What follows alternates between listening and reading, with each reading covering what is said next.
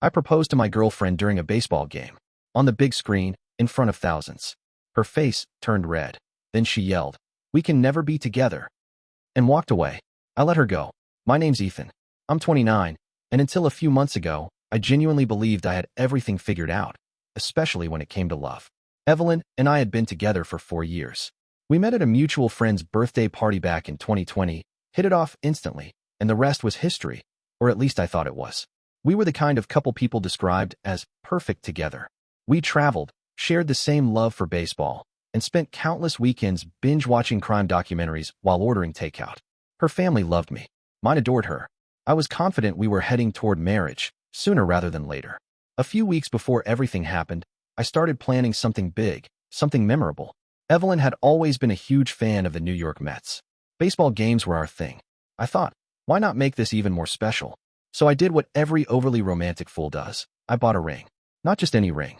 I spent close to $9,500 on it. It was elegant, with a subtle but beautiful diamond that I knew she'd love. I even practiced what I would say, standing in front of the mirror like an idiot several nights in a row. The plan was simple. The Mets had a home game that Saturday.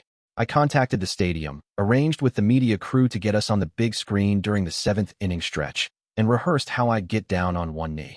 Public proposals were cliché, sure, but I knew Evelyn enjoyed big, romantic gestures. Or at least I thought she did. The morning of the game, everything felt perfect. We drove to the stadium, grabbed hot dogs and sodas, and joked around like always. She had no idea. I kept touching my pocket every few minutes, making sure the ring was still there. Game time came. We were laughing, enjoying every bit of it. I was nervous but excited. Around the 7th inning, I noticed the stadium camera swing in our direction. Moments later, our faces were up on the Jumbotron, thousands of people staring. This was it. I stood up, pulled the small box from my pocket, opened it, and got down on one knee. "Evelyn, you've been the love of my life for the past 4 years.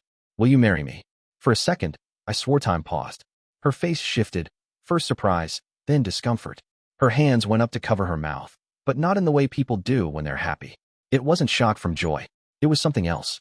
She pulled her hands away, looked directly at me, and loud enough for the entire section, and probably the entire stadium, to hear, she blurted, "What the hell are you doing?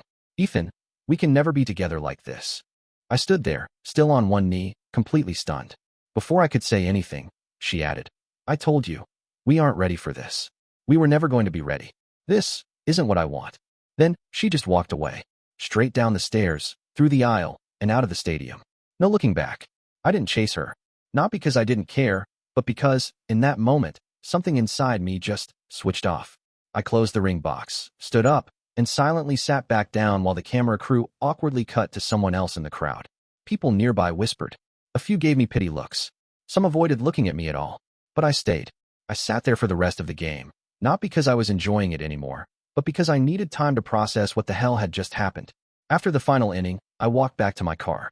The ring was still in my pocket, but everything else, the relationship, the future I had imagined, felt like it had disappeared in a matter of seconds. At that point, I thought the embarrassment was the worst part. I had no idea that what came next would be so much worse. The drive home was quiet, not the peaceful kind, but the heavy kind where every second feels like an hour. I kept running it back in my head. What went wrong? Did I misread the entire relationship? For years, how could she just blow it up like that? I didn't text her that night. I didn't call. Honestly, I expected her to reach out first. Maybe an apology. Maybe some explanation. Something. But the next day? Silence. So I broke and texted her. "Evelyn, we need to talk." No response. By the evening, I called. Straight to voicemail. And then, I saw it.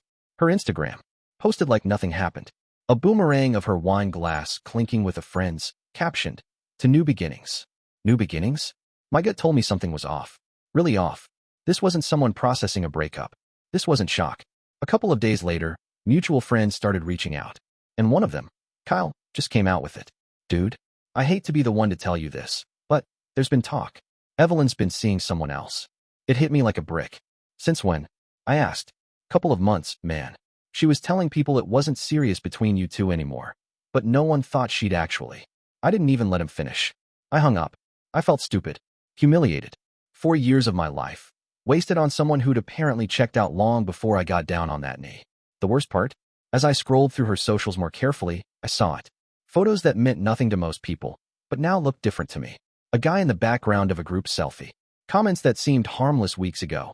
Things like, can't wait for next weekend, or you always make me laugh, now felt loaded. I should have noticed. But here's the thing about betrayal. It blindsides you not because there weren't signs, but because you trusted that person not to give you a reason to look for them. I sat there all night, staring at that damn ring box on my desk. I could have just sulked, cried, drunk myself stupid. But no, something in me snapped. She wanted out? Fine. She could have it. But not without consequences. I started by doing the most petty, calculated thing possible. I pulled every favor I had with people who knew her professionally. See, Evelyn was in marketing, a job where reputation mattered. I didn't go scorched earth, but I let a few things slip.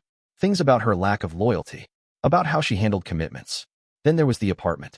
The lease was in my name. Evelyn had moved in with me a year ago, but never bothered to get on the lease. Convenient, huh? Well, guess who changed the locks the next morning? I texted her one final time. Your stuff's in storage. Check your email for the address. Don't contact me again. No response. A week passed, and that's when the calls started coming in. Not from Evelyn. Oh no, but from her mom, then her sister. Voicemails filled with, please just talk to her. And, she didn't mean for things to go like this. Funny how that works. But I wasn't done. I posted the full story, nothing exaggerated, just facts, on Reddit. On Facebook. I didn't name her directly, but everyone in our circles knew exactly who it was. The public proposal, the walkout, the cheating, all of it. And the comments? Ruthless. People dragged her. She deactivated her socials within 24 hours. But guess what? That wasn't even the best part. A month later, I found out something else. Something that would flip the tables entirely. About a month after everything blew up, after the proposal disaster, the social media chaos, the fallout, I figured things were done. Close chapter. Move on. But life wasn't finished yet. A friend of mine, Jake, hit me up. Bro, you sitting down? You're not gonna believe this. Turns out, Evelyn's new guy, the one she left me for, he was married. Not just married with 2 kids. Apparently, his wife had started putting pieces together around the same time I did. She reached out to me through Facebook. Her message started simple. Hey, I think we need to talk. I believe your ex and my husband have been seeing each other for a while. We jumped on a call. She laid everything out. Evelyn and her husband had met through some industry networking event months ago. One thing led to another, and boom, full-blown affair. Weekend trips for work, late-night client meetings, all lies. The wife was furious, but more than that, she was organized. She had screenshots, emails, even hotel receipts. She asked if I wanted to collaborate, not for revenge, but to hold them accountable. And yeah, I wasn't going to pass that up. Her divorce attorney got involved quickly. Evelyn's name popped up in the legal paperwork as a contributing factor to the breakdown of the marriage, what's called alienation of affection in some states. It doesn't always win in court, but it drags your name through the mud. Bad for her career. Worse for her reputation. At this point, Evelyn finally tried contacting me. First, a text. Can we please talk? I feel like everything went too far. Then a voicemail. Ethan, I made a mistake. I just want to explain. Explain what? That you humiliated me in front of thousands? Lied for months? I never replied. I didn't need to. Her life was unraveling perfectly fine without me lifting another finger. Meanwhile, I was doing better than I expected. Friends who had quietly distanced themselves before now circled back. My job gave me a promotion I'd been aiming for. And best of all, I started therapy. Best decision I ever made. I realized that while Evelyn destroyed the relationship, I had ignored red flags because I wanted to believe love alone could fix everything. Fast forward 3 months. Evelyn lost her job.